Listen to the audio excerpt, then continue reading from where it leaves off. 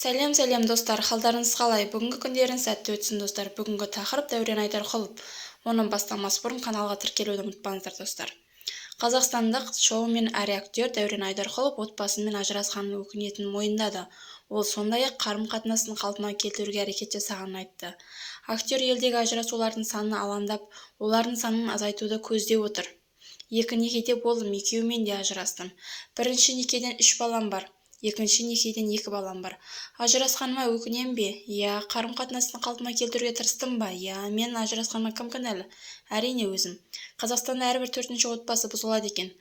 Бір отбасының орташа ұзақтығы шамамен 7-10 жылға созылады. Өкінішке орай, ерлі-зайыптылардың көбісі ортада бала пайда болғанда ажырасады екен. Айдарқұловтың айтуынша, Қазақстанда жер көлемі жағынан емес, ажырасу саны жағынан да әлемде 9-ші орында тұр. Мен бұл сандарды өзімді ақтау үшін айтып отырғаным жоқ. Мен сіздерге Қазақстан отбасы институтының қандай аянышты жағдайда екенін көрсеткім келеді, деп жазды Дәурен Айдарқұлов Instagram парақшасында жазды. Соңына дейін тыңдағандарыңызға көп рахмет. Лайк басып, комментарий жазуды ұмытпаңыздар достар.